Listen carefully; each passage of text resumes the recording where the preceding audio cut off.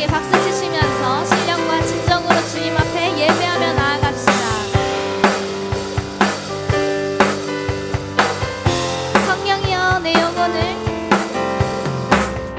성령이여 내 영혼을 충만케 하소서. 내 속에 강물이 넘쳐나게. 성령이여 내 영혼을 충만케 하소서. 내 속에 강물이 넘쳐나게. 오 성령 하나님, 오 성령 하나님, 날 다시 새롭게 하소서. 채우소서. 채우소서. 내 영혼이 세상 유혹 다 이기고 다시 주를 닮아가도록. 채우소서. 내 영혼이 세상 유혹 다 이기고 오직 주만 나타나도록. 우리 처음부터 다시 한번 찬양합시다. 성령이여, 성령이여 내 영혼을 충만케 하소서. 내 속에 강물이 넘쳐나게. 성령이여 내 영혼을 성령이여 내 영혼을 충만케 하소서. 내 속에 강물이 넘쳐나게. 오 성령 하나님, 오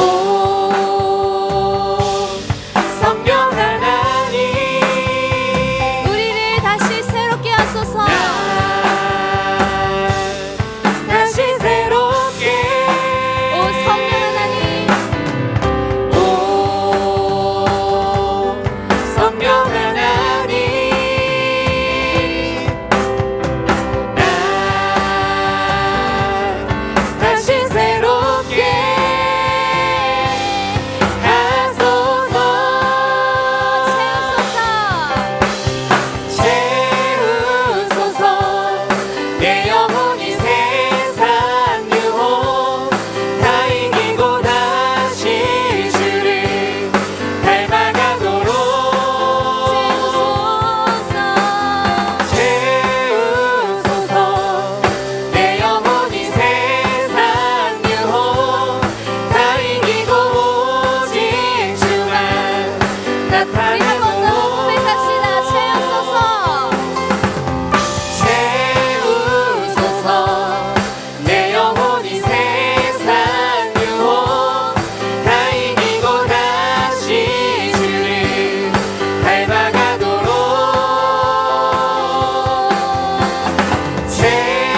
채우소서. 내 영혼이 세상 유혹 다 이기고 오직 주만 나타나도록. 아멘. 이 시간 성령님의 충만함으로 우리가 예배하기를 원합니다. 아멘.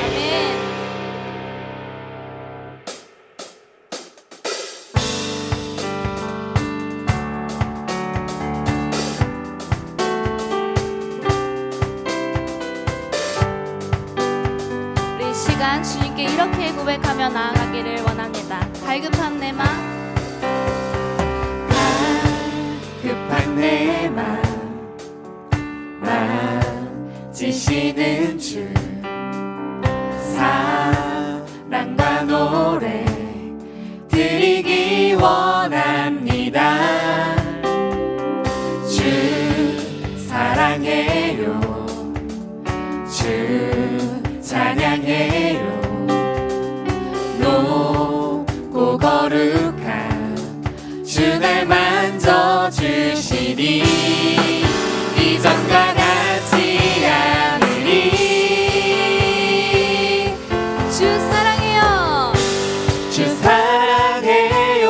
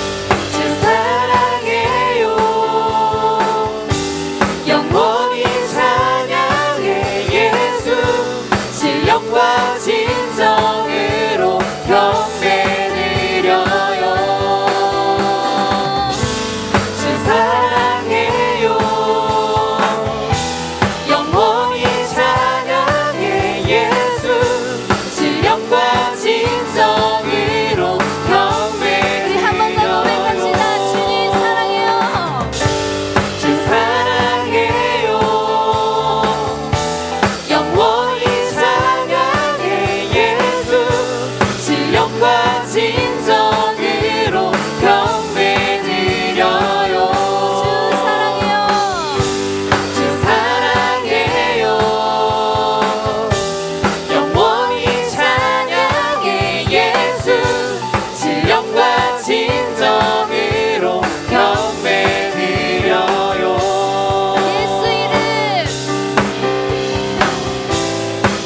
예수 이름 높이 올려드리세. 한 목소리로 소리 높여 모두 외치세. 주 사랑해요. 주 사랑해요. 영원히 찬양해 예수. 신령과 진정으로 경배 드려요. 주 사랑해요. 영원히 찬양해 예수. 신령과 진정으로 경배 드려요. 우리 마지막으로 고백하며 나갑시다. 주 사랑해요. 영원히 찬양해 예수. 신령과 진정으로 경배 드려요. 이렇게 고백하며 나갑니다. 어떠한 시련이 와도 수많은 유혹 속에도 진실하신 주님 약속 난 붙들리라. 세상이 이해 못하고 우리를 조롱하여도 진실하신 주님 약속만 붙들리라. 결코 돌아서지 않으리. 아멘. 이것이 우리의 고백입니다. 주님, 처음부터 찬양합시다. 주님 뜻대로 살기로 했네. 주님 뜻대로 살기로 했네. 주님 뜻대로 살기로 했네. 뒤돌아서지 않겠네. 이 세상 사랑, 이 세상 사랑 날 몰라줘도, 이 세상 사랑 날 몰라줘도, 이 세상 사랑 날 몰라줘도 뒤돌아서지 않겠네. 뒤돌아서지 않겠네. 뒤돌아서지 않겠네. 뒤돌아서지 않겠네. 함께 고백합니다. 어떠한 시련이 와도 수많은 유혹 속에도 진실하신 주님 약속 난 붙들리라. 세상이 이해 못하고 우리를 조롱하여도 진실하신 주님 약속만 붙들리라. 결코 돌아서지 않으리. 결코 돌아서지 않으리. 우리 3절로 찬양합니다. 세상 등지고 세상 등지고 십자가 보내. 세상 등지고 십자가 보내. 세상 등지고 세상 등지고 십자가 보내. 뒤돌아서지 않겠네. 한 번 더 고백합니다. 뒤돌아서지 않겠네. 뒤돌아서지 않겠네.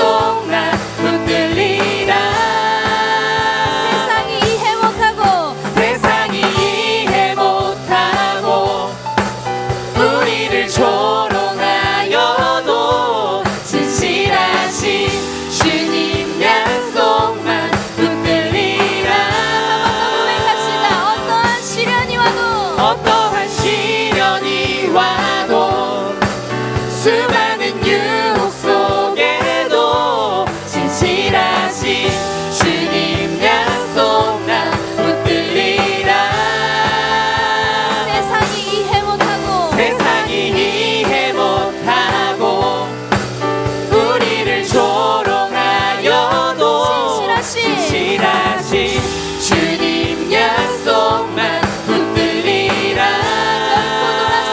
결코 돌아서지 않으리. 결코 돌아서지 않으리. 결코 돌아서지 않으리.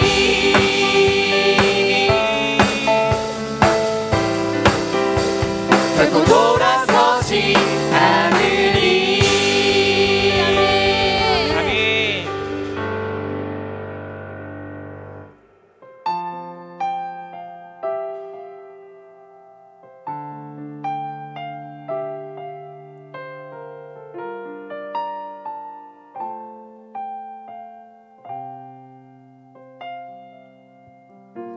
환난 가난과 고난 수고로움 속에도 성도는 그 믿음을 지켰네.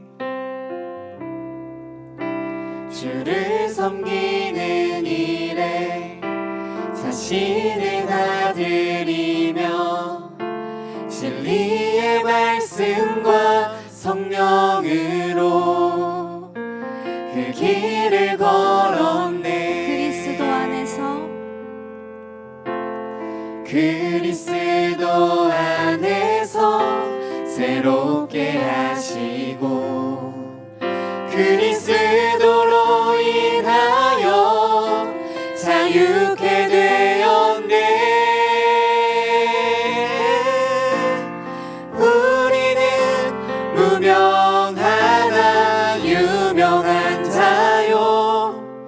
죽음의 위기 속에도 참 생명 가졌고 근심 하나 기뻐하며 가난하나 다른 이를 부욕해 하는 자로다.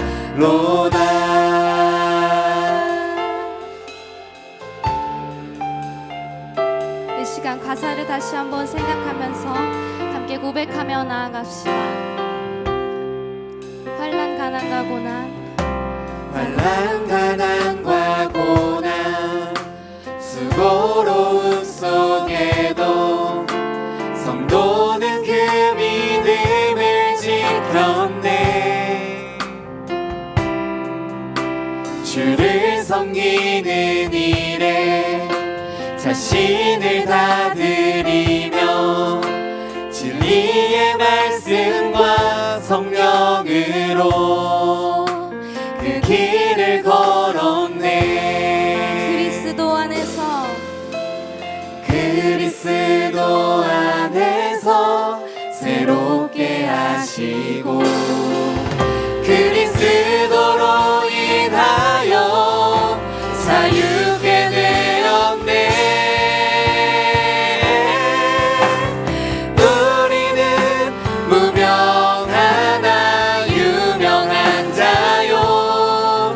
죽음의 위기 속에도 참 생명 가졌고 근심 하나 기뻐하며 가난하나 다른 이를 부욕해 하는 자로다. 우리 이 시간 목소리 높여 고백하며 나아가시다. 우리는 무명하나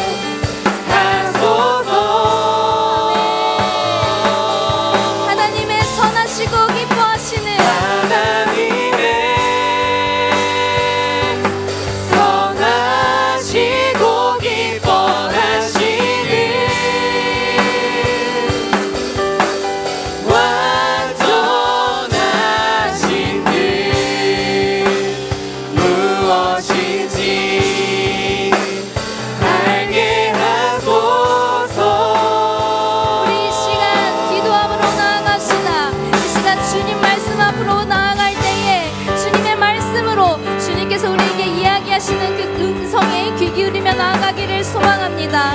아버지, 우리 삶이 절망 가운데 막막한 가운데 있다면 이 시간 다시 한번 주님의 나라와 주님의 의를 구하는 마음을 우리에게 허락하여 주시옵시고, 우리와 영원까지 함께 하신다는 그 주님의 약속을 믿으며 이 시간 예배 앞으로 나아가기를 소망합니다. 이 시간 주여 한번 외치시고 기도함으로 나아가겠습니다.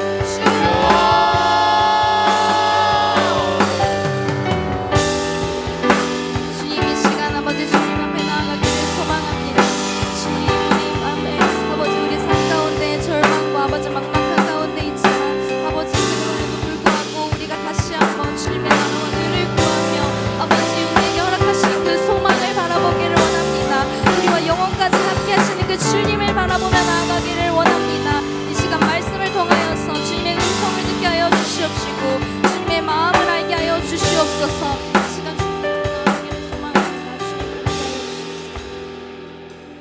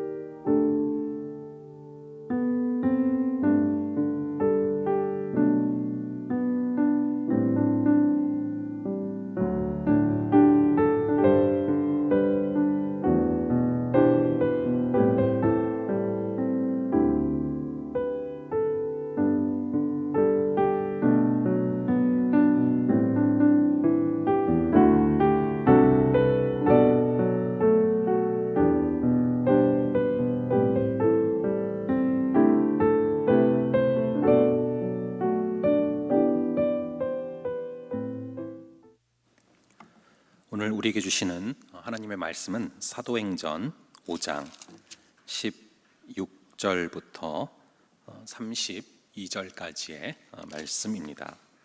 오늘 우리에게 주신 하나님의 말씀은 사도행전 5장 16절부터 32절까지의 말씀입니다. 저랑 여러분들 함께 교독하시겠습니다.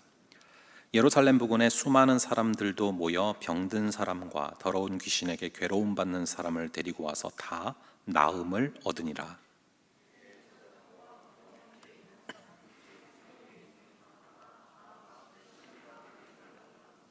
사도들을 잡아다가 옥에 가두었더니 가서 성전에 서서 이 생명의 말씀을 다 백성에게 말하라 하매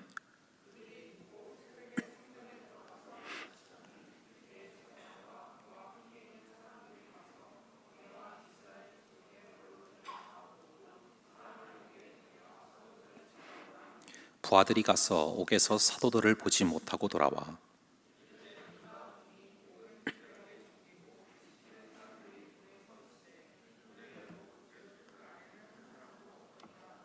성전 맡은 자와 제사장들이 이 말을 듣고 의혹하여 이 일이 어찌 될까 하더니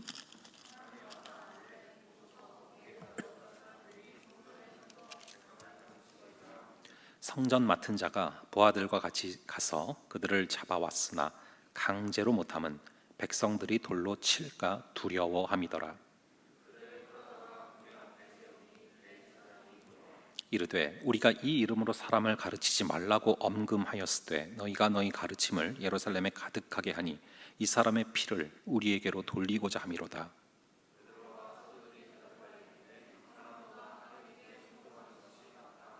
너희가 나무에 달아 죽인 예수를 우리 조상의 하나님이 살리시고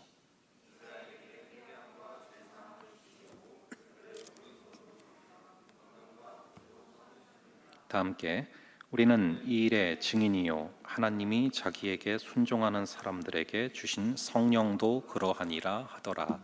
아멘. 잠시 기도하고 우리 말씀 가운데 나아가겠습니다. 그러므로 이제 그리스도 예수 안에 있는 자에게는 결코 정죄함이 없나니 있는 그리스도 예수 안에 있는 생명의 성령의 법이 죄와 사망의 법에서 너희를 해방하였습니다. 아버지 하나님, 우리가 예배드리며 나아가는 이 모든 순간 그리스도 예수 안에만 있는 순간 되게 하여 주시옵소서. 그래서 아버지 하나님, 한 주간 우리를 괴롭혔던 죄와 사망의 법이 사라지게 하시고 오직 생명을 주시는 성령의 법이 우리를 지배하는 시간 되게 하여 주시옵소서. 성령께서 통치하여 주시고 성령의 법이 우리의 심령을 다스리는 귀한 시간으로 성령께서 역사하여 주실 줄을 믿사옵고 이 모든 말씀 우리 주 예수 그리스도의 이름으로 기도합니다. 아멘. 이 성경은요, 하나님이 어떤 분인지에 대해서도 우리에게 알려주지만 사람이 어떤 존재인가 이것을 알매 있어서도 굉장히 중요한 통찰을 던져주고 있습니다. 흔히 사람에 대해서 성선설이 있고 성악설이 있죠. 성경을 살펴보면 이 두 가지 측면이 동시에 있다라는 것을 말하고 있습니다. 우리가 죄로 인해서 타락했지만 그럼에도 불구하고 각 사람에게 남아있는 그런 하나님의 형상이 있습니다.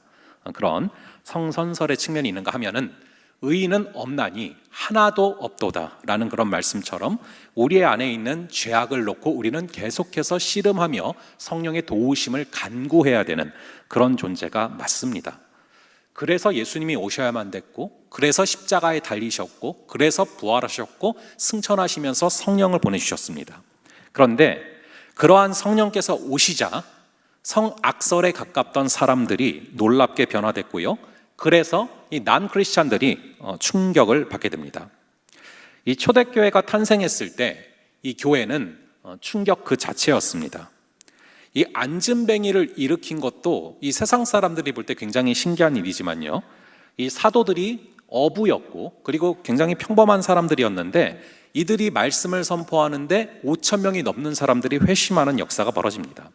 그런데 이 성령의 역사가 벌어질 때는 꼭 두 가지 반응이 있다고 말씀을 드렸습니다. 그 성령의 역사를 보면서 What does it mean? 이것이 무엇을 의미하는 거지? 상고하면서 긍정적으로 그것을 알아가고 싶어하는 그런 사람들이 있는가 하면은 반대로 조롱하는 무리가 생긴다라고 말씀을 드렸습니다. 바로 오늘 우리가 읽은 종교 지도자들이 바로 이 후자에 속하는데요, 그들은 사도들을 잡아서 감옥에 집어넣으려고 합니다. 놀라운 성령의 역사가 벌어지고 있는데 그 사도들을 잡아서 감옥에 집어넣으려고 하죠. 우리 한번 16절부터 18절까지를 한번 보겠습니다. 16절부터 18절까지 이 세 구절을 한번 함께 읽어보겠습니다. 시작. 예루살렘 부근에 수많은 사람들도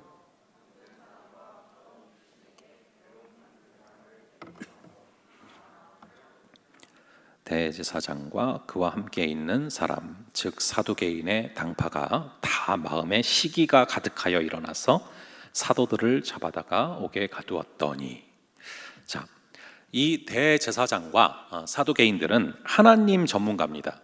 입만 열면은 하나님을 얘기하는 그런 사람들이거든요. 근데 왜 그런 사람들이 성령의 역사를 바라보면서 시기가 가득해진 걸까요? 여러분, 시기심이 무엇입니까? 이 시기라는 말은 헬라어로 젤로스고요, 이 단어는 열심이란 뜻을 동시에 갖고 있습니다. 그러니까 여러분, 이 열심 그리고 시기, 이 두 가지는 뿌리가 같습니다. 우리 안에 있는 어떤 열심이 있어요. 근데 그 열심이 바르게 자라나면은 그것은 거룩한 열심이 되지만, 이것이 바르게 자라나지 않고 가지가 휘어버리면은 열심이 아니라 바로 시기가 되는 것이죠. 그러니까 반대로 생각을 하면은 게으른 사람은 시기를 할 것도 없습니다. 그러나 이 열심을 갖고 있는 사람들이 꼭 시기를 하게 된다라는 것이죠. 이 교회 공동체가 역사적으로 일반적으로 그런 경우들이 많은데 꼭 열심히 많은 사람들이 교회를 어렵게 하는 경우들이 있습니다. 그래서 실제 사례인데요, 실제 이렇게 교회들이 갈라진 사례들이 있었습니다. 이 교회 카페트를 까는데 초록색으로 깔자라고 하는 푸른 초장파와 빨간색으로 깔자라고 하는 예수 보혈파가 부딪힌 거예요. 그래서 결국에는 교회가 갈라졌거든요. 여러분, 그게 근데 가만히 살펴보면은 열심히 있는 사람들이 그런 주장을 하다가 부딪히지, 안 그런 사람들은 아예 관심도 없다는 거죠. 그냥 문턱만 밟고 가는데 뭐 그럴 시간이 어디 있겠습니까? 지금 이 대제사장과 사두개인들은 남다른 열심이 있기 때문에 종교 지도자가 된 것입니다. 그들은 성전에 많은 사람들이 모이게 하려고 누구보다 애쓴 사람들이에요. 그리고 그 사람들이 성전에 많은 재물을 갖고 오게 하려고 애쓴 사람들이죠. 그리고 그렇게 많이 모인 사람들이 자신들을 존경하고 경외해 주기를 누구보다 바랬던 사람들이 바로 이 종교 지도자들입니다. 그런데 자신들을 향해야 할 그 존경심과 경외심이 자신들이 아니라 완전 듣보잡, 일개 어부에 불과한 하찮아 보이는 생뚱맞은 사도들에게 그 관심이 향하고 있으니 이것에 대해서 화가 나는 것이죠. 이것이 바로 시기심, 오늘 구절에 나오는 시기라는 단어의 원천인 것입니다. 이 시기라는 것은 내가 갖기를 원하는 것을 상대방이 갖고 있을 때 생기는 것이 시기죠. 사실은 내 관심사도 아니고 내가 원하는 부분도 아니면은 시기가 생길 이유가 전혀 없습니다. 제가 여러분이 다니는 회사에서 여러분들이 실적을 내고 막 앞서 나가는데 그걸 보고 제가 질투를 할 이유가 없지 않습니까? 뭐 거꾸로 여러분들이 이제 제가 뭐 간혹 가끔 막 이렇게 설교를 잘하는 것처럼 느껴지는 순간이 있다고 생각을 해보세요. 그럼 그 순간 저를 보면서 여러분들이 질투를 느끼시겠습니까? 그럴 일이 전혀 없는 것이죠. 왜냐하면은 여러분들이 이 설교에 대해서 뭐 어떤 관심과 이것을 내가 잘해야지 이런 생각이 없기 때문이죠. 그러니까 이 시기와 열심, 이것은 뿌리가 같다라는 것입니다. 그래서 우리는 살면서 꼭 이거를 좀 점검해 볼 필요가 있어요. 내가 뭔가를 굉장히 열심히 하게 될 때, 열심을 내고 있을 때 그 열심을 내는 동기가 무엇인가, 이것을 우리가 되돌아볼 필요가 있습니다. 그리고 내게 시기심이 올라올 때는요, 반드시 나의 마음을 점검을 해봐야 돼요. 나는 왜 저 사람이 눈에 거슬리지? 나는 왜 저 사람의 잘못을 저 사람한테 얘기하는 게 아니라 다른 사람들한테 얘기하고 있지? 나는 왜 내 잘못보다 저 사람의 잘못이 그렇게 크게 보이지? 이것들을 우리가 반드시 점검을 해봐야 된다라는 것입니다. 왜냐하면 우리가 시기를 다스리지 못하면 자신만 파멸시키는 것이 아니라 남들까지 무너지게 합니다. 결국 이 바리새인들을 보면요, 이 사도들을 잡아다가 옥에 가두고 있거든요. 가만 보면은 꼭 똑똑하고 열심히 있는 사람들이 이 사람들을, 타인들을 가두는 역할을 한다는 것입니다. 다른 사람을 강압하고 통제하고 핍박하고 못 살게 구는 거죠. 그래서 이 사도들을 감옥에 가두어 버렸는데 어떻게 됩니까? 우리 한번 19절부터 21절 세 구절을 다시 볼게요. 19절부터 21절 세 구절을 함께 읽어 보겠습니다. 시작. 주의 사자가 밤에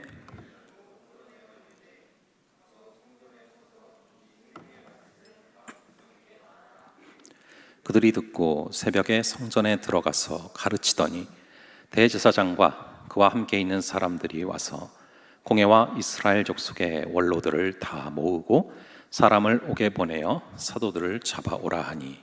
자, 읽어보니까 밤에 옥문이, 감옥문이 열렸습니다.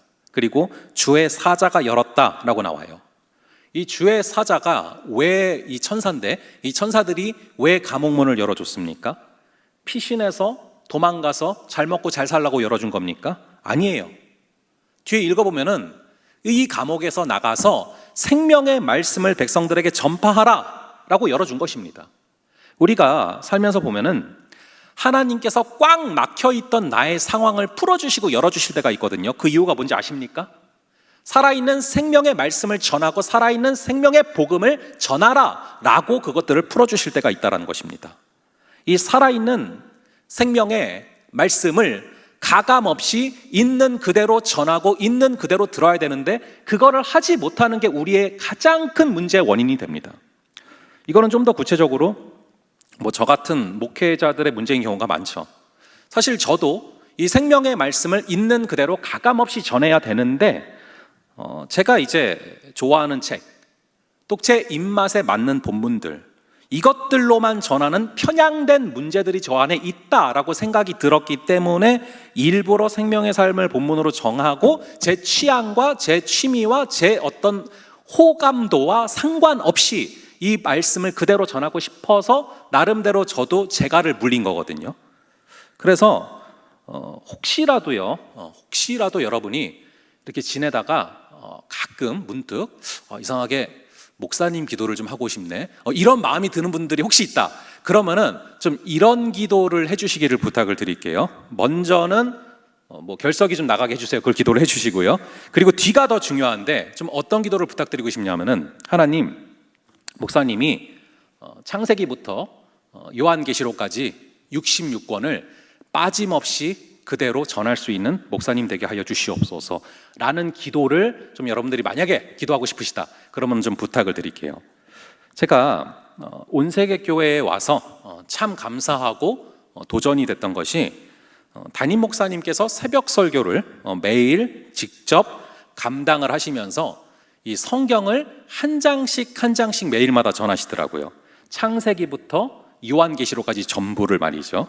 그래서 제가 그게 굉장히 꿈꿨던 부분들인데 저도 이제 그런 좀 목사님이 될 수 있도록 기도를 부탁을 드려요. 그런데 그렇게 성경을 창세기부터 계시록까지 쭉 빠짐없이 있는 그대로 읽어 나가다 보면은 순종하면은 무조건 복을 받는 게 아니에요. 이 성경을 쭉 읽다가 보면은 순종하다가 죽은 사람들 투성이에요.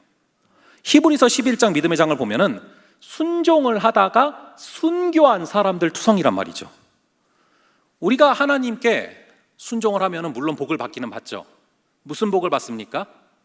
의를 위하여 핍박을 받는 복을 받습니다. 그런 복 받고 싶으십니까? 이런 사실을 우리가 좀 있는 그대로 전할 필요가 있고 있는 그대로 읽어 나갈 필요가 있다는 것입니다. 여러분도 이런 내용들을 가감없이 창세기부터 계시록까지 전체를 읽어 나가실 필요가 있다는 것이죠. 우리가 먹을 것도 그래요. 우리가 음식을 내가 좋아하는 것만 집중적으로 먹으면 편식하면 당연히 건강이 망가지지 않습니까? 마찬가지로 말씀도 내가 듣고 싶은 거, 보고 싶은 부분만 읽어 나가다 보면 영적으로 무너질 수밖에 없다는 것이죠. 우리가 신구약을 66권을 빠짐없이 골고루 씹어 먹어야, 그래야 우리가 영적으로 건강할 수 있다는 것입니다. 이 구약에서 레위기가 어렵고 또 신약에서 요한계시록이 어려우니까 이 두 권을 빼고 읽는다. 우리의 건강이 무너질 수밖에 없다는 것이죠. 그런데 사실 믿는 우리뿐만이 아닙니다. 요즘에 세상을 보면은 굉장히 많이 병들어가고 있어요. 믿는 우리만 병든 게 아니에요. 세상이 얼마나 병들어가고 있는지 모릅니다. 요즘에 얼마나 조현병 환자가 많습니까? 요즘에 얼마나 병자들이 많습니까? 제가 뉴스를 보면서 이 초등학생 교사본을 보면서 참 마음이 아팠고, 그리고 얼마 뒤에 바로 신림동의 칼부림 사건을 보면서 참 암담했습니다. 여러분, 그뿐입니까? 우리가 돌아가는 세상이 지금 어떻습니까? 물가가 이렇게 오를지, 먹을 게 이렇게 비싸질지 누가 예상이나 했겠습니까? 이 세상이 전방위적으로 병들어가고 있어요. 여러분들은 그걸 못 느끼십니까? 여러분, 세상이 이렇게 병들고 이렇게 문제가 생기는 그 원인이 뭡니까? 여러분, 우리 한번 아모스서 8장 11절을 읽어볼게요. 화면에 띄워주시고 아모스서 8장 11절을 함께 읽겠습니다. 시작.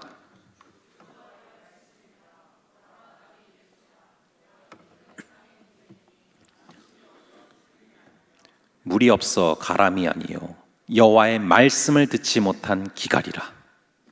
사람들은 자기가 왜 목마른지, 왜 배고픈지를 몰라요. 어디서부터 잘못돼서 이런 문제들이 발생하고 있는지를 모릅니다. 근데 여기 보니까 말씀을 듣지 못한 기갈이라. 말씀이 없으니까 성령 충만할 수가 없고 그로 인한 기갈이 생겼다라는 것입니다. 이 이스라엘 입장, 즉 이스라엘 사람들의 입장에서 보면은 예수님은 상당히 답답한 사람이었어요. 왜냐하면 메시아로 오셨는데, 로마의 압제 가운데 있는데, 그러면은 메시아가 와서 해야 될 일은 로마의 앞잡이 노릇하는 사람들을 처단하고, 그리고 이 로마를 박살내는 것이 그들이 구체적으로 원하는 게 아니겠습니까? 근데 우리 주님은 때와 시기는 너희의 알 바 아니요 말씀하신 뒤 생뚱맞게 성령을 받으라 라고 말씀하십니다.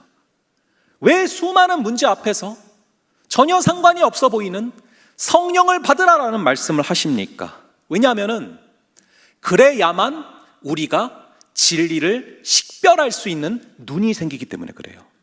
성령이 아니라 내가 충만해지면, 성령이 아니라 악한 영이 충만해지면 내 욕망 말고는, 내 관심사 말고는 아무것도 보이지 않게 되는 것입니다.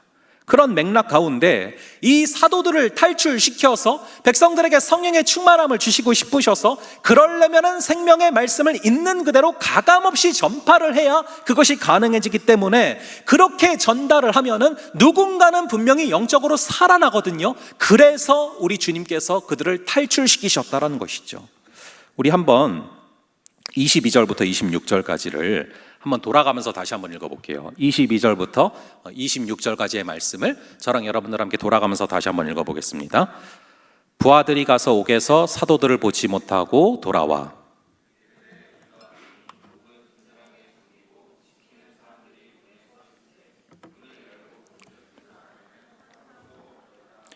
성전 맡은 자와 제사장들이 이 말을 듣고 의혹하여 이 일이 어찌 될까 하더니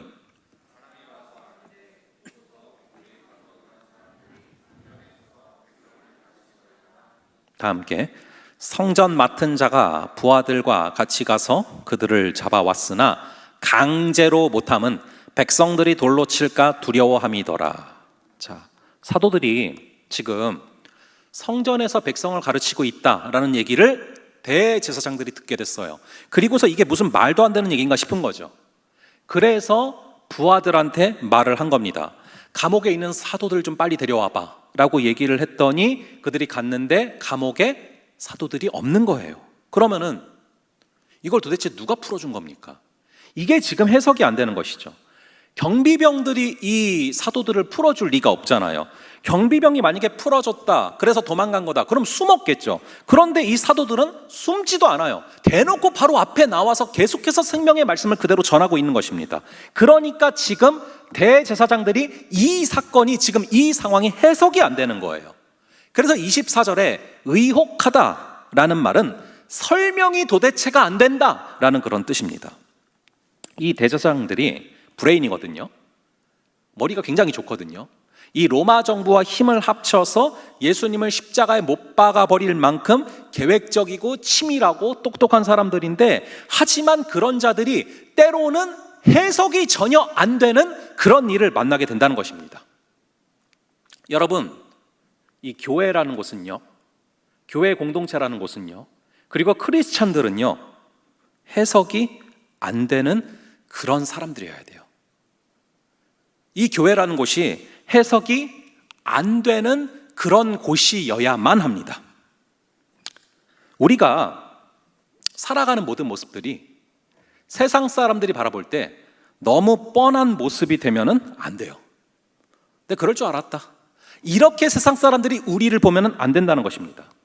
세상 사람들을 바라볼 때 우리가 도대체 해석이 안 되는 그런 모습이 좀 있어야 된다는 거예요. 제가 얼마 전에 이 SBS에서 자동차 접촉 사고 관련된 뉴스가 나왔는데, 이 유튜브 컨텐츠 그 썸네일의 제목이 뭐였냐면은 예배 중이라서요 점점점 하고서 자동차 접촉 사고 이렇게 써 있는 거예요. 그래서 이게 내 일도 아닌데 이번에는 또 기독교가 어떻게 욕을 먹을까 막 이게 너무 걱정되는 거예요. 막 제목이 그렇게 써 있으니까 이게 뭐 접촉 사고 났는데 또 예배 중이라고 안 나갔구나, 뭐 이런 또 어떤 욕을 먹을까 막 그게 걱정이 됐는데, 그거를 자세히 보니까 의외의 소식인 거예요. 어떤 사람이 이렇게 주차를 하다가 실수로 외제차를 긁은 거예요. 그러니까 그 긁은 사람이 얼마나 걱정이 됐겠습니까? 얼마나 불안했겠습니까? 그래서 차주한테 전화를 했어요. 그랬더니 이 차주분이 이렇게 문자가 온 거예요. 예배 중이라서요. 그래서 이제 문자로 부탁드려요. 그래서 이분이, 이 차를 긁은 사람이 지금 상황이 이렇게 됐고 큰일 났다고 나오셔야 될 것 같다고 했더니 그 차주분이 예배 중이라서요 라고 보냈었잖아요. 두 번째 문자가 뭐냐면은 뭐 바퀴만 굴러가면 돼요, 그냥 가셔도 돼요, 이렇게 문자로 보내신 거예요. 그러면서 운전 중에 뭐 긁을 수도 있고 그런 거라고 엄청 쿨하게 넘어간 거죠. 여러분, 이게 크리스찬 플렉스 아닙니까? 우리 크리스찬들이 이런 반전이 좀 있어야 된다는 거예요. 해석이 좀 안 돼야 하죠. 세상 사람들이 바라볼 때 세상 사람들과 완전히 똑같은 방식으로, 아니 더 심하게 살아간다면 세상이 우리를 보고 무슨 충격을 받겠습니까? 초대교회가 세상에 큰 충격을 던져준 이유는 딱 하나예요. 상식 이하로 산 게 아니에요. 상식을 뛰어넘은 삶을 산 것입니다. 이성적이지 않은 게 아니라 이성을 초월하는 그런 삶을 산 거예요. 어떻게 자신의 집을 팔아서, 자신의 땅을 팔아서 사도들의 발 앞에 둡니까? 이것은 몰상식이 아니라 초상식이죠. 이게요, 나의 필요보다 상대방의 필요가 더 안타깝고 마음 아프니까 이렇게 자신의 물질들을 나누는 일들이 초대교회에 벌어졌다는 것이죠. 이 스테반 집사님은 순교를 당하는데 돌에 맞고 있는데 너무 해맑게 웃으면서 목숨을 바치는 거예요. 그러니까 여러분, 세상 사람들이 충격을 안 받을 수가 있겠습니까? 돌 맞으면서 뭐 웃으니까 좀 무섭기도 했겠죠. 어쨌든 여러분, 그게 가능이나 한 일입니까? 웃으면서 죽음을 맞이한다는 것이. 우리 한번 26절을 다시 한번 읽어볼게요. 26절의 말씀 다시 한번 읽어보겠습니다. 시작. 성전 맡은 자가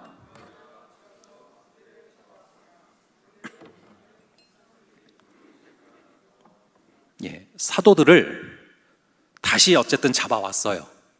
그런데 이번에는 대제사장들이 이 사도들을 강제로 어떻게 할 수가 없는 거예요. 왜냐하면 뭐라고 써 있습니까? 백성들이 돌로 칠까 두려워함이더라. 이제는 사도들의 복음을 듣고 믿음 안으로 들어온 사람들의 숫자가 너무 늘어난 거예요.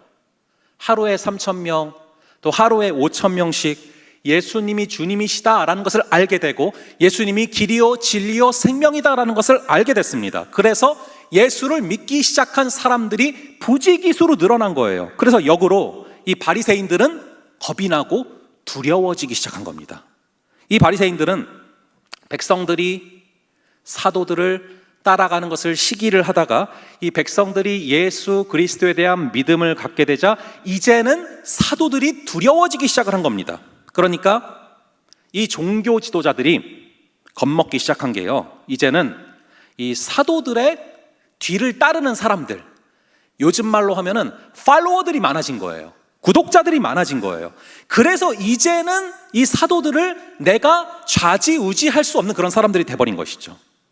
지금 이 대제사장들과 사두개인들의 마음 가운데 생긴 두려움은 숫자에 의한 두려움이다 라는 걸 잊지 마시기 바랍니다. 여러분들이 성령 충만하지 않으면 바리새인들처럼 평생 숫자에 묶여 살게 됩니다. 팔로워가 몇 명이냐, 저 사람을 지지하는 세력이 몇 명이냐, 여기에 묶이는 거죠.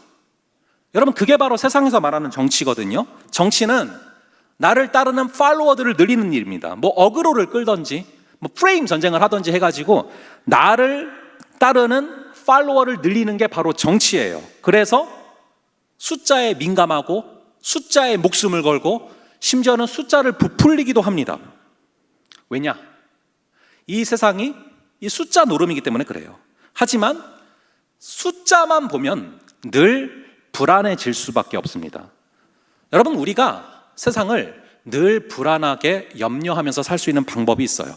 뭐냐면은 통장에 찍힌 숫자만 보면서 살면은 평생 불안할 수밖에 없어요. 여러분, 대출을 받으면은 그냥 숫자가 마이너스거든요. 그건 뭐 내 인생이 마이너스 된 것 같고 그렇죠. 근데 가만 보면 우리 하나님은 숫자 세는 거 그렇게 좋아하시지 않으세요.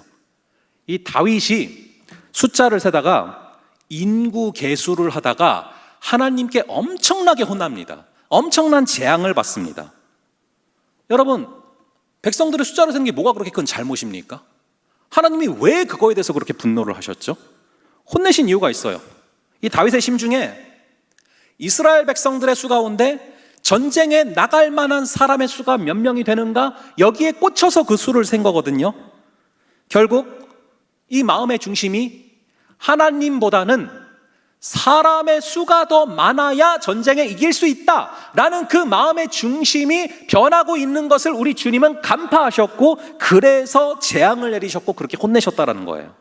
여러분, 살아가면서 너무 숫자에 연연하지 마시기 바랍니다. 저는 아직 담임이 아니지만 제 동기들 가운데 담임 목사님들이 많아요. 근데 이 담임들이 모이면은 꼭 이제 숫자 얘기를 하느라 힘들다라는 걸 저한테 얘기를 해주시더라고요. 담임 목사님들끼리 모여가지고 나이도 필요 없고 신대원 기수도 다 필요 없어요. 너희 교회 몇 명 모이냐? 이게 바로 서열이 돼버린다는 것이죠. 그리고 주일 헌금이 얼마나 모이냐? 이게 서열이 된다는 것이죠. 그것은 죄송한 말씀이지만 비즈니스죠. 그게 무슨 목회입니까? 우리가 여러분 정신을 굉장히 똑바로 차리지 않으면은 까딱하면은 잘못 넘어가 버릴 수 있다라는 것입니다. 우리가 숫자에 묶이면은 평생 두려워하면서 살 수밖에 없게 되는 것입니다. 저와 여러분 모두 숫자를 넘어서는 단 한 분 우리 주님을 의지할 수 있는 그런 저와 여러분 되기를 간절히 바랍니다. 그럴 때 시편 3편의 고백처럼 천만인이 나를 둘러 진칠지라도 나는 내가 의지하는 하나님 한 분으로 인하여서 평안하다라고 고백할 수 있는 것이죠. 그렇게 숫자로 인해서 두려워하는 종교 지도자들의 모습을 보게 되는데, 이어서 27절, 28절 이 두 구절을 함께 보겠습니다. 27절과 28절 두 구절을 함께 읽어보겠습니다. 시작. 그들을 끌어다가 공회 앞에 세우니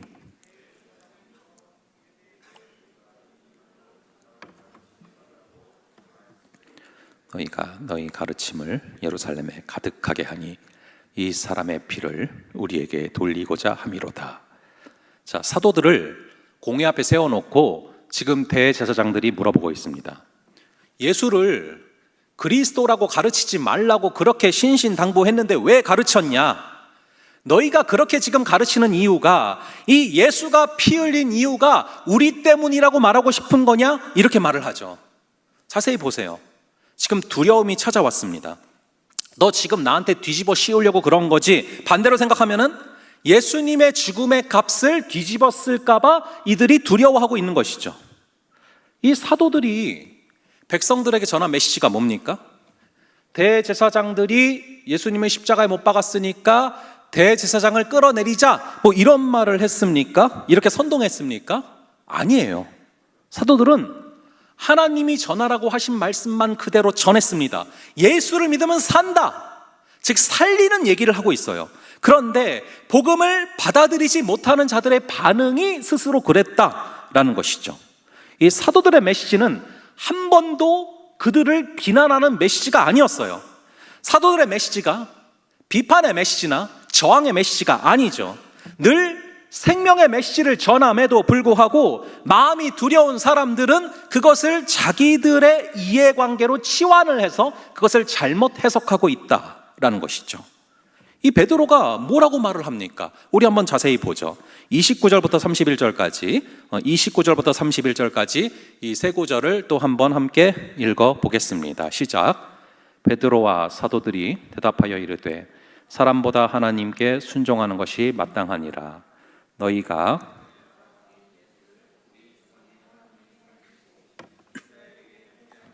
죄사함을 주시려고 그를 오른손으로 높이사 임금과 구주로 삼으셨느니라. 베드로가 말하는 얘기가 뭡니까? 베드로는 어디를 가나 동일한 얘기를 지금 하고 있어요. 성전 앞에서도 붙들려 가서도 대제사장들 앞에서도 똑같은 얘기를 합니다. 너희가 나무에 달아 죽인 예수를 우리가 믿는 우리 조상의 하나님이 살리셨다라는 것이죠. 부활하셨다라는 것입니다. 지금 이 얘기를 왜 하냐면요, 이 사두개인들은 부활을 믿지를 않아요. 근데 지금 베드로는 이 부활에 초점을 두어서 이야기를 하고 있죠. 그러면은 우리 예수님이 왜 부활을 하신 것입니까?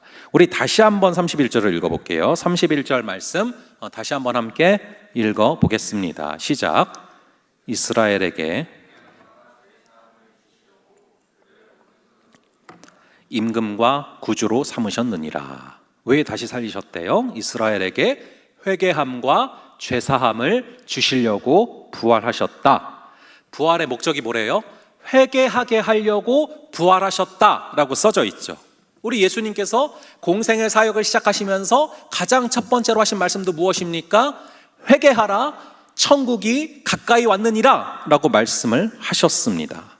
자, 우리가 이 회개, 모든 것이 회개에서부터 시작된다는 것을 이 베드로의 말을 통해서도, 예수님의 말을 통해서도 우리는 확인할 수가 있어요. 회개가 무엇입니까?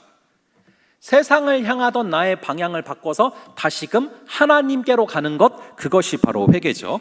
그렇게 회개를 하면은 죄사함이 부어진다고 써 있습니다. 그래서 회개를 하면은 죄사함이 부어지고, 죄사함을 받은 자들은 하나님께서 다시금 세상으로 파송하십니다. 왜 우리를 세상으로 파송하십니까? 왜 우리를 세상으로 보내십니까? 회개해서 죄사함을 받고 다시 세상으로 보내셔서 우리를 세상으로 보내시는 이유는 또 다른 누군가가 이 세상에서 세상을 향해서 가면서 낭떠러지로 걸어가고 있기 때문에 그런 자들을 돌이켜서 다시금 예수님께로 끌어가셔야 되기 때문에, 그래서 우리를 세상 속으로 보내신다라는 것이죠. 그 모든 시작, 그 모든 흐름의 시작이 바로 회개라는 것입니다. 이 32절, 우리 32절 말씀 한번 함께 읽어볼게요. 32절 말씀 함께 읽어보겠습니다. 시작. 우리는 이 일의 증인이요.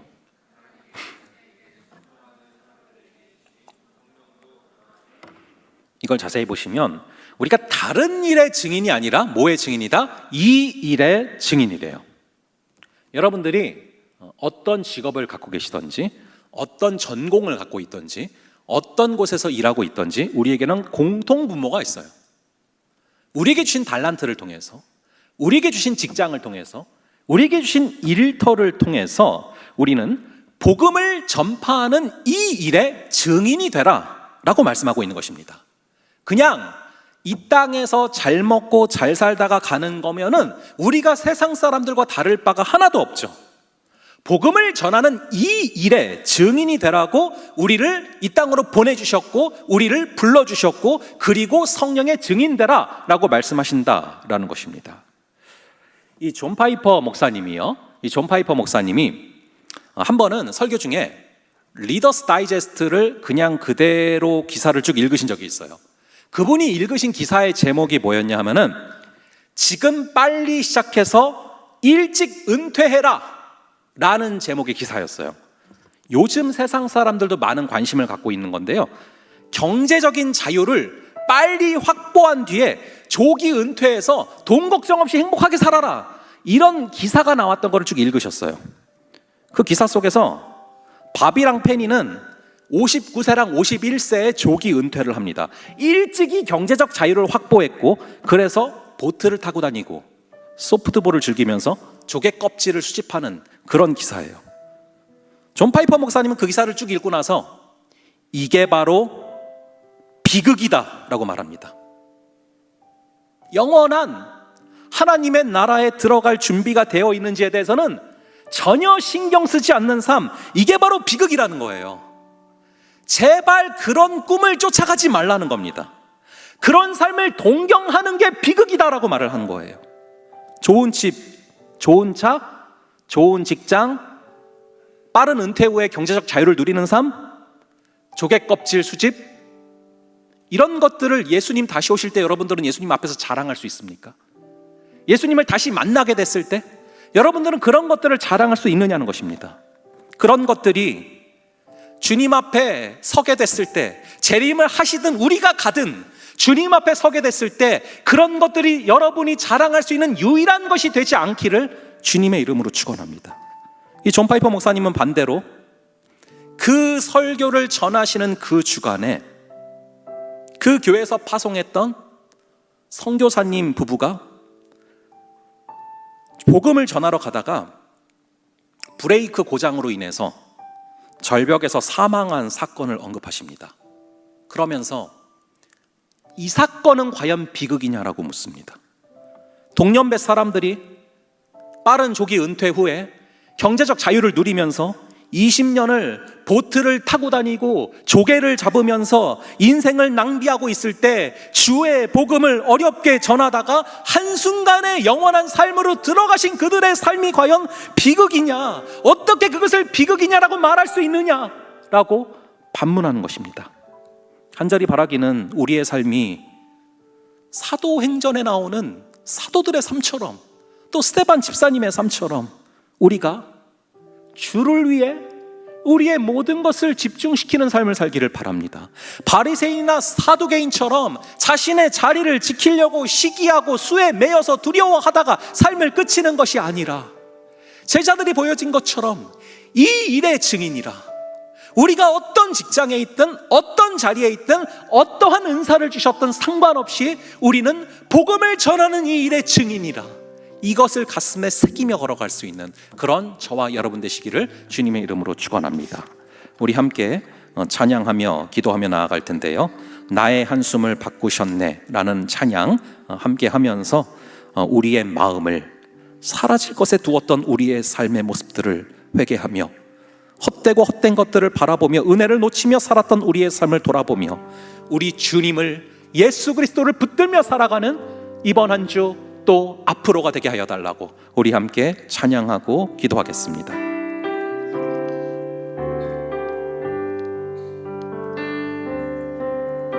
고달픈 삶의 은혜도 무뎌지고 곧 사라질 것에 내 맘 두네. 헛되고 헛된 것들을 바라보며 그 은혜를 놓치며 살았네. 주어진 삶을 묵묵히 살아가며 날 붙드신 주 예수를 보내. 사망 가운데 놓여진 나의 삶을 날 건지신 그 이름 예수. 나의 한숨을 바꾸셨네. 주를 향한 노래로, 소망의 노래로 나의 눈물을 거두신 주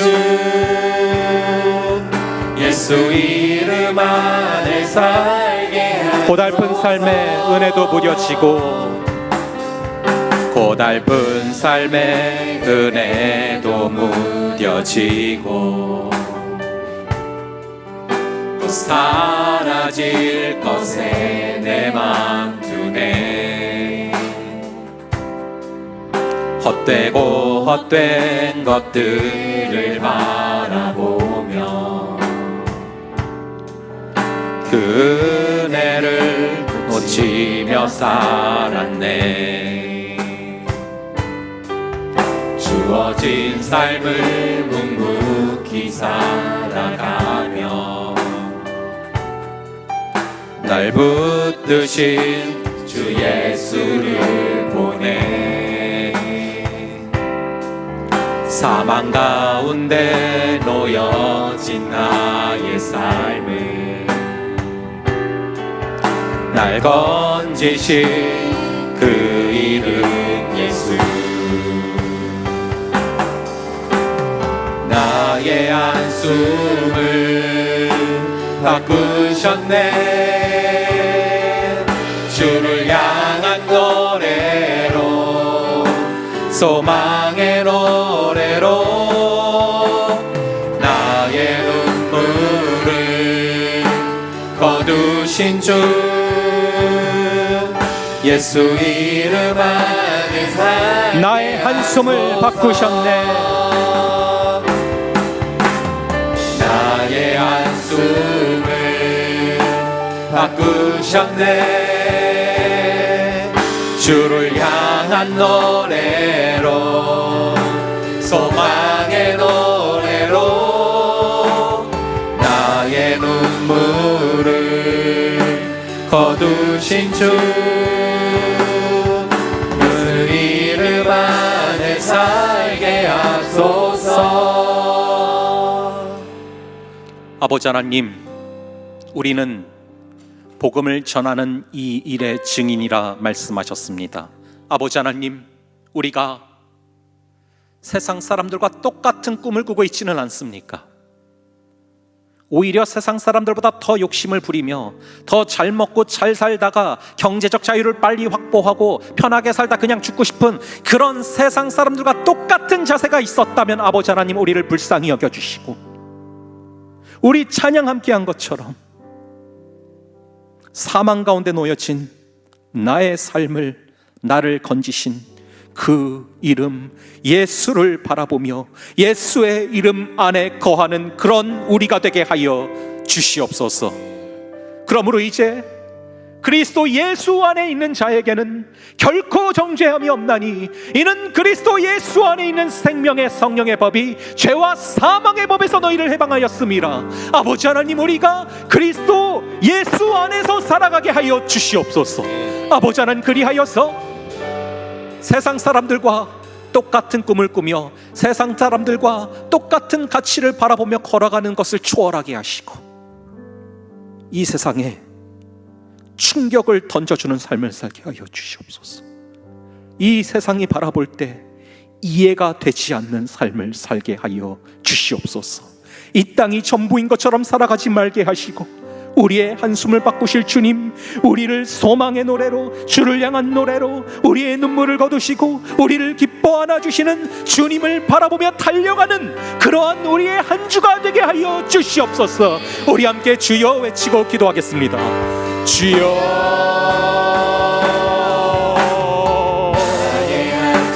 아버지 하나님, 우리 가운데 이 바리새인과 사두개인 같은 모습들이 있었다면 아버지 하나님, 우리가 시기심에서 벗어나게 하시고 술을 위한 두려움에서 벗어나게 하시고 천만인이 나를 둘러진질지라도 나를 구원하시는 한 분 하나님으로 인하여서 평안한 그러한 삶이 우리의 삶이 되게 하여 주시옵소서. 주님, 우리가 주님께서 말씀하시는 것처럼 우리는 복음을 전하는 이 일의 증인이요 하나님이 자기에게 순종하는 사람들에게 주신 성령도 그러하니라 말씀하셨습니다.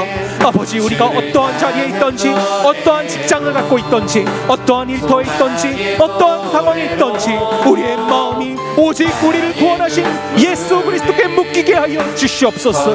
아버지 하나님, 우리가 예수의 그 이름에 묶여있기에 우리의 삶에 우리의 눈이 우리의 생각이 예수 그리스도께 집중되게 하여 주시옵소서. Fix your thoughts on Jesus 하게 하여 주시옵소서. 우리의 모든 생각과 우리의 모든 말과 우리의 모든 가치가 예수를 향하게 하여 주시옵소서. 그래서 아버지 하나님, 단순히 빨리 경제적 자유를 확보하고 빨리 은퇴해서 아버지 하나님 이 세상의 보트를 타면서 아버지 그것을 자랑하는 비극적인 삶을 살지 말게 하여 주시고 아버지 하나님, 주를 향해 살아가다가 주를 향해서 영원에 들어가는 아버지 그러한 삶을 우리에게 살게 하여 주시옵소서. 주님, 우리가 주님께로 향하는 삶을 살아갈 수 있도록 주여 날마다 우리를 붙들어 주시옵소서. 우리의 마음을, 세상에 묶여있던 우리의 마음을 주께로 묶어주시고 주께로 향하게 하여 주시고 우리 예수의 이름으로 인하여 살아가는 그런 한 주간의 삶이 살게 하여 주시옵소서. 우리 주님 다시 오실 때, 우리가 주님 앞에 다시 갔을 때 잘하였더라 충성된 종아,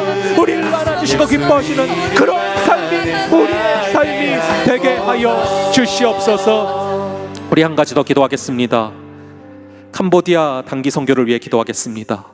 백령도 가운데 주님께서 은혜를 베푸셨고 한 명 한 명 주님의 은혜 가운데 잘 돌아오게 하심에 감사합니다. 아버지, 이제 우리 공동체가 또 캄보디아로 나아갑니다. 아버지 하나님, 우리는 이 일의 증인이라 말씀하셨습니다. 복음을 전하는 이 일의 증인이라 말씀하셨습니다. 주님 아버지, 남은 기간 얼마 되지 않습니다. 주님께서 성령 충만함을 우리에게 허락하여 주시고 남은 기간 동안 독수리 날개쳐 올라가는 듯한 강건함을 허락하여 주시고 아버지 하나님, 간절히 기도하기는 아버지 하나님께서 보내시는 그 선교임을 한 명 한 명 가운데 깨닫게 하여 주셔서 우리 주님과 동행하는 모든 남은 기간 되게 하시고 가서도 아버지 그 담고교회 가운데 김혜령 선교사님 가운데 그곳에 모일 중고청 모든 아이들 가운데 주여 지금부터 일하여 주시고 지금부터 역사하여 주시고 지금부터 성령의 충만함을 부어주셔서 우리가 만났을 때 성령의 스파크가 될 수 있는 역사를 허락하여 주시옵소서. 우리 함께 주여 외치고 기도하겠습니다.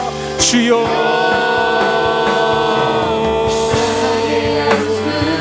아버지 하나님, 아버지, 우리 가운데 주님 부어주시는 주의 크신 능력과 역사가 아버지 그 땅 가운데 임하게 하여 주시옵소서. 아버지 캄보디아 가운데 주의 그 능력과 주의 그 역사와 주의 그 보호하심이 우리 가운데 함께하게 하여 주시옵소서. 주님, 우리를 홀로 두지 마시고 성령이여 만할 수 없는 탄식으로 우리 위에 간구하심을 믿사오니 주여 우리를 붙잡아 주시고 아버지 우리를 잡아 주셔서 아버지 하나님 그 심령마다 주께서 주시는 평안함이 있게 하여 주시고 천만인이 나를 둘러진 질다 할지라도 아버지 하나님 한 분으로 인하여서 만족하고 아버지 하나님으로 인하여서 평안하고 아버지 하나님으로 인하여서 기대할 수 있는 그 역사를 허락하여 주시옵소서. 우리의 삶 가운데 믿음의 역사와 사랑의 수고와 소망의 인내가 가득하게 하여 주시옵소서. 아버지 그리하여서 기담고 교회 가운데 김혜련 선교사님 가운데 그리고 아버지 하나님 그곳에 올 중고청 아이들 가운데 주여 지금부터 역사하시고 지금부터 준비하시고 The Holy Spirit will come on you. 아버지 하나님 그 주제가 마음속에 새겨질 수 있도록 성령이여 지금부터 일하여 주시고 성령이여 지금부터 일하여 주셔서 그 심령마다 찾아가시고 우리의 심령을 밝히 회복시켜 주시옵소서. 아버지 하나님, 이 사도행전을 통하여서 성령의 역사를 바라보는 두 가지 시각을 다시금 바라봅니다. 아버지 하나님, 우리 안에 바리새인과 사두개인들처럼 시기하는 마음, 또 수에 매여 두려운 마음, 그로 인하여서 하나님의 역사를 막는 아버지 그런 부분들이 있다면 돌아보게 하시고 회개하게 하시고 간절히 바라기는 천만인이 나를 둘러진칠다 할지라도 오직 하나님 한 분만으로 인하여 나는 평안하도다 고백했던 그 시편 3편의 고백이 우리의 고백되게 하여 주시옵소서. 아버지 하나님, 간절히 바라기는 우리가 복음을 전하는 이 일의 증인이라 말씀하셨습니다. 우리가 어떤 상황에 있든 어떤 직장에 있든 어떤 달란트를 갖고 있든 어떤 위치에 있든 아버지 우리에게는 공통 분모가 있습니다. 복음을 전하는 이 일의 증인되라고 우리를 부르셨고 복음을 전하는 이 일의 증인되라고 우리를 그 상황 가운데 두셨습니다. 아버지 그것을 잊지 말게 하시고 나를 구하신 예수 그리스도 그 이름에 우리의 모든 관심과 우리의 모든 마음과 우리의 모든 가치와 우리의 모든 것을 묻게 하여 주시옵소서. 그리하여서 빨리 경제적 자유를 이루고 조기 은퇴해서 허송세월하는 그런 비극적인 삶을 소망하지 말게 하시고 주님을 위해 살아가는 모든 순간 되게 하셔서 주님 다시 오시거나 우리가 주님 앞에 갔을 때 주님께 칭찬받고 주님께서 안아주시는 그러한 삶을 소망케 하여 주시옵소서.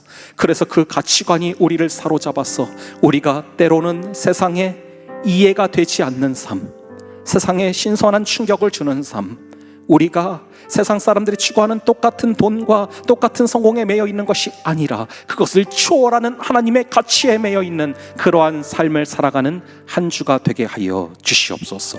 우리를 잡아주시고 붙드시고 인도하시고 통치하여 주실 줄을 믿사오며 이 모든 말씀 우리 주 예수 그리스도의 이름으로 기도합니다. 아멘. 이 시간 2분 정도 저희가 들은 말씀 묵상하시면서 또 기도할 때 주신 마음을 또 묵상하시면서 2분 정도 묵상하는 시간을 갖겠습니다.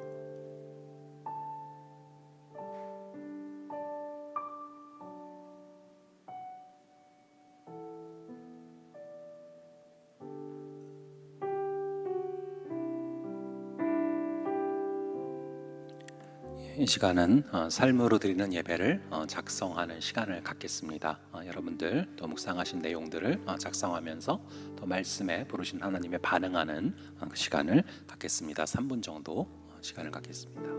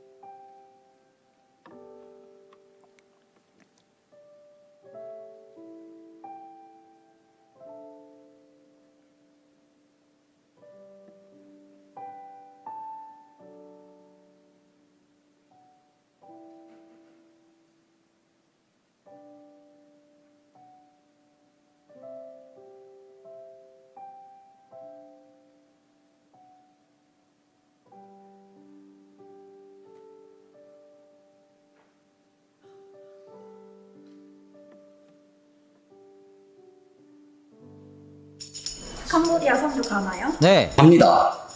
우기어도 가나요? 갑니다.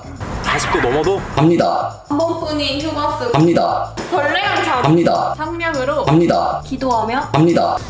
갑니다. 갑니다. 갑니다. 갑니다. 갑니다. 정말? 갑니다. 보내셔서 갑니다. 보이실 것을 위해 갑니다. 캄보디아의 예배자를 위해 갑니다. 1 2청년함대 여름선교 갑니다. 캄보디아로 보내심과 보이심. 캄보디아 가는구나. 갑니다. 갑니다. 우기어도 가나요? 우기어도 가나요? 우기어도 가나요? 우기어도 가나요? 갑니다.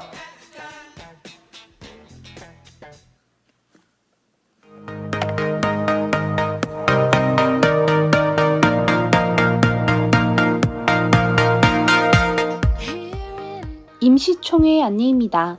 오늘 예배 후 임시총회가 있습니다. 우리가 함께 만들어가는 함대임을 기억하며 많은 참여 부탁드립니다. 캄보디아 선교훈련 안내입니다. 오늘 예배 후 6시 10분부터 함대쉼터에서 캄보디아 선교훈련이 있습니다. 선교팀원분들은 시간에 맞춰 모여주시기 바랍니다. 열심히 준비하고 훈련 중인 선교팀을 위해 기도로 응원해주세요. 캄보디아 선교 홍보부스 운영 안내입니다. 오늘부터 3주간 신관 1층 로비에서 캄보디아 선교 홍보부스가 운영됩니다. 함대원 여러분들의 많은 관심 부탁드립니다. 백령도 선교 후기 모임 안내입니다. 오늘 목장 모임 후 6시부터 구간 3층 새가족실에서 백령도 선교 후기 모임이 있습니다. 백령도 선교팀원분들은 꼭 참석하셔서 선교의 은혜를 누리고 나누시기 바랍니다. 이것으로 광고를 마칩니다.